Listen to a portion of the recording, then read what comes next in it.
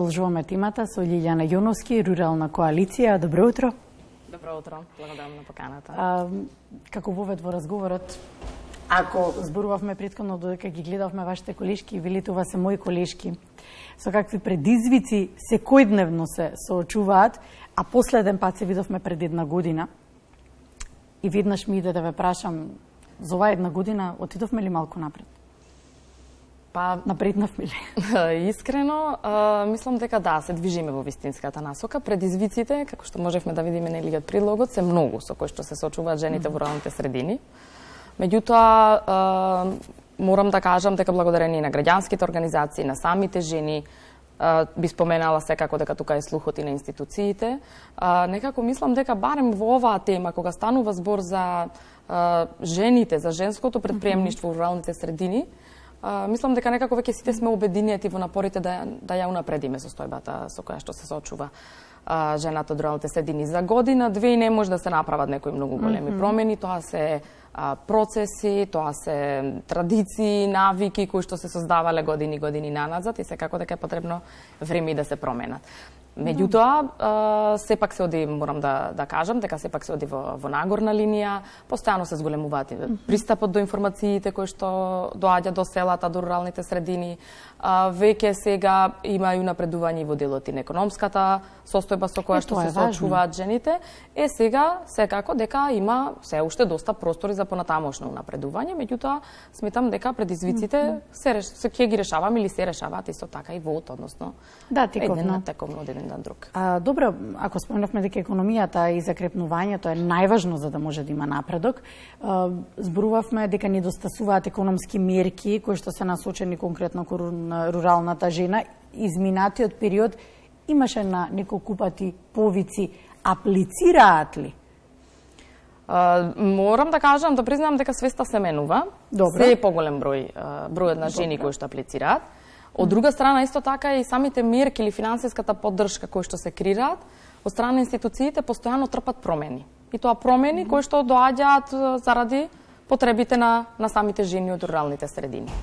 Веќе се повеќе има можности кои што се насочени кон економското јакнење на жената. Па така, ако пред година дена зборувавме за првата мерка, нели е добро позната како мерка 115, кога говориме за жените од руралните средини, ако почнавме со 3000 евра, потоа таа истата се зголеми на 6, и сега веќе имаме можност за поддршка и до 10.000 евра, која што не е конкретно насочена кон еден аспект од работењето, туку буквално жената може да се основа целосен свој бизнис кој што е поддржан од страна на институциите. Се Лилјана, ти какви средства се повратни? Тоа се средства грантови кои што неповратни или какви? Да, тоа се грантови кои што се неповратни. Тоа е важно. Тоа е важно дека од самиот старт не се оптоварува финансиски за да може да зајакни до основа собствен мал семеен, предпоставувам сигурно семеен, семеен бизнис. Сега, дополнително на сето тоа, колку, ако зборувавме дека им недостасуваше образование, односно им недостасуваа вештини со новата дигитална ера, како да допрат побрзо до информации, да ги добијат потребните информации за да аплицираат, доста се вешти, мораме тоа да го споменеме, дека доста се вешти, можеби некој ќе каже недоволно уки, но секогаш вешти. Дали можеби и тука имаше надополнување изминатиот период во делот на обуките, во делот на како да раководат со финансиите, како да аплицираат, што им следува, што не им следува? Има и тука доста голем напредок. Јас нескромно морам да кажам дека особено ние како граѓански организации тука ја имаме главно својата улога со оглед на тоа што нели постојано имаме поддршката од меѓународната заедница. Морам да кажам дека во Македонија за прв пат 25 жени, тоа мене ми е навистина драго што беа членки на Рурална коалиција, ја завршија првата меѓународна академија за жени предприемачки во Македонија, која што ја организираше амбасадата на САД во нашата земја. Конкретно оваа година таа меѓународна академија е посветена на младите и на на младите жени и на девојките, меѓутоа ние тој процес го отпочнавме токму со жените од руралните средини. Сега, токму таа обука, и тоа беше главниот предизвик, што обуката, бидејќи станува збор за меѓународна академија, која што трае 6 месеци и која што се одвива на секаде низ светот по исти модули. Еден од главните предизвици кои што требаше да го надминеме е дека обуката беше на англиски јазик. Добро. Тоа е едното, а второто беше што се одвиваше онлайн. Со оглед на тоа што исто така имавме и предавачи кои што беа надвор од државата и секако дека жените работеа и со менторки, таму каде што нели имаа предизвик околу јазикот. И ми е навистина драго што така некако успеавме да ги воведеме во таа, да речеме, успешно заврши таа обука. Да, 25 жени, дел од нив веќе беа со својот почнати бизниси кои што сега веќе ги унапредуваат. Меѓутоа мене ми е особено драго што имавме такви жени кои што беа на самиот старт. И преку академијата, еден од главните продукти кои што успеа да си го обезбедат е целосно изработен бизнис план кој што понатаму може да го користат, дали е тоа за да аплицираат на некои од повиците кои што ни ги обезбедуваат институциите, дали пред меѓународната заедница, дали да обезбедат одредени средства од бизнис секторот, и навистина ми е драго што еве ние, да речеме, бевме пионери во тој дел, особено кога станува збор за дигитализацијата и за... Да, особено ми е драго затоа што последен пат го издвоивме тоа како еден од главните проблеми. И особено ми е драго дека тука имаме конкретно исчекор. Ако кажавме дека ги слушнавме дел од предизвиците, кои се секои дневните предизвици, искоментиравме малку тивко, но сепак таа е реалноста дека многу е потешко за жена, не само во таа област, туку општо за жените да почнат свој собствен бизнис и да го организираат целото тоа семејство и сите тие обврски, а сепак да напредуваат. Да, јас особено тоа го потенцирам постојано, некако како во периодот на ковид пандемијата, како тој родов јас кој што постои. Морам да напоменам и помеѓу жените кои што живеат во урбаните средини и оние кои што живеат во руралните средини, ковид пандемијата некако ни беше таа која што го издигна на површина, сите предизвици со кои што се соочуваат жените од руралните средини. За жал, се уште се соочуваме со голем број на средини каде што нема јавен превоз, каде што нема локални продавници каде што може да се снабдат со храна, каде што имаат потешкоти во однос на пристапот до образованието или нели училиштата до децата. Во однос исто така на градинките, се градат градинки, меѓутоа сепак кај нас има и одредени региони или средини каде што и нема многу дечиња, меѓутоа мора да се изнајде и некое решение и за нив, односно онаму каде што не е поволно да се гради цел објект, сепак мора да исто така и во тие средини направиме нешто за да бидат згрижени децата. И исто така грижата за повозрасните, за постарите лица во семејствата, повторно пак паѓа на жената. И токму тие се некои основни предизвици, недостатокот, како што споменав, и на информации, неможноста да се вклучат на пазарот на трудот.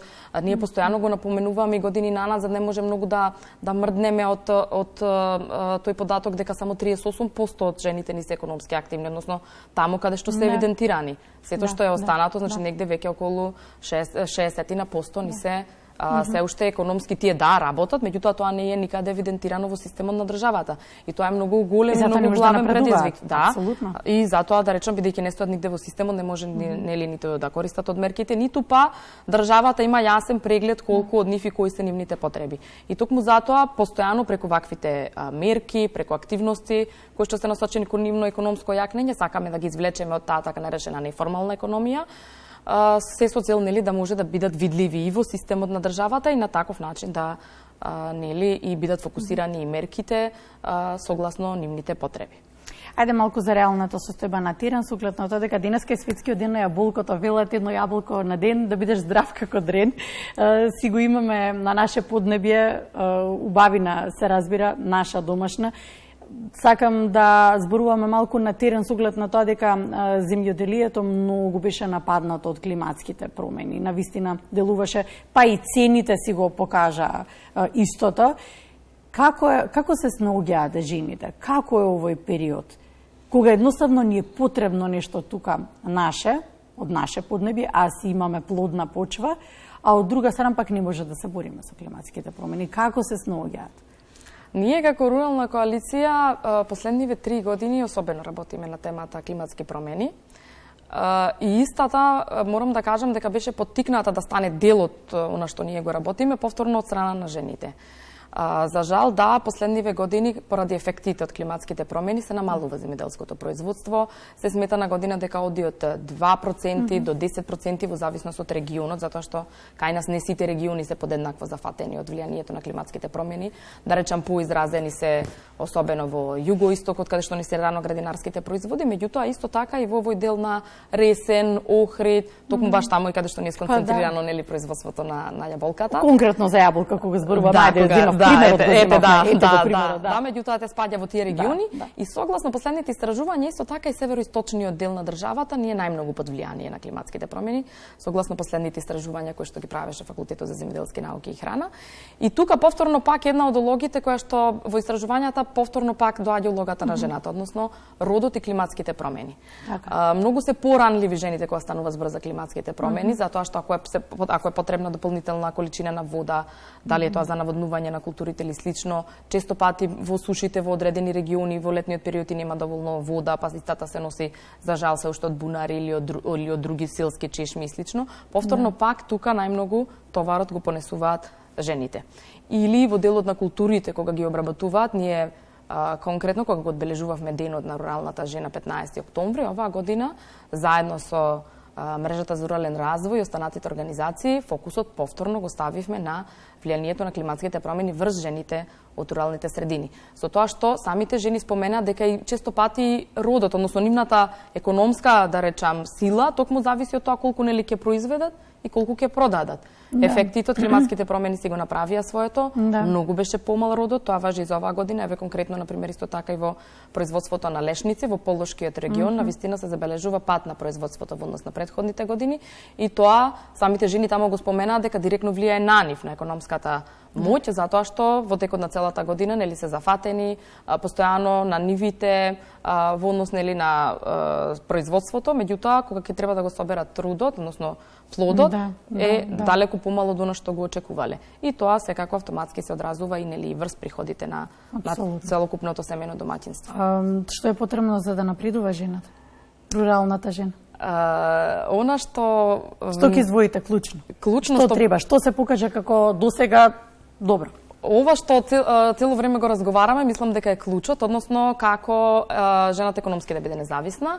Тоа најдобро и најмногу може да го направи токму преку основањето на тие мали семејни бизниси, можности за предприемништво, каде што ќе си ја добие својата економска независност. Секако дека во рамките на дали е на тој бизнис, на тоа семејно домаќинство или стопанство, работат секако и сите, поддршката ја имаат. И мислам дека тука е клучот како овие жени да ги издигнеме, да бидат видливи во општеството, на таков начин кога веќе ја имаат економската моќ, секако дека може да бидат или регистрирани како индивидуални, дали се тоа производителки за продажбата од куќен праг, или да се регистрирани како индивидуални земјоделки и веќе тогаш ќе можат исто така да ги користат и сите права кои што им следуваат, дали се тоа социјални, дали се економски, дали се здравствени од делот нели на здравственото осигурување, така да нивната економска независност мислам дека е клучот кој што треба да го има секоја жена, а во насока на напредување на низината положба во заедницата.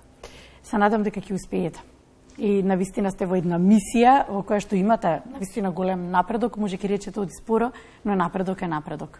И јас исто се надевам, а најмногу ми е драго што секогаш силата, иницијативите, активностите ги влечеме токму од жените, од терен, односно од она што нив им е потребно. И искрено се надевам дека од година на година, како ќе доаѓаме во вашите емисии, ќе имаме се повеќе и повеќе резултати со кои што ќе може да се пофалиме.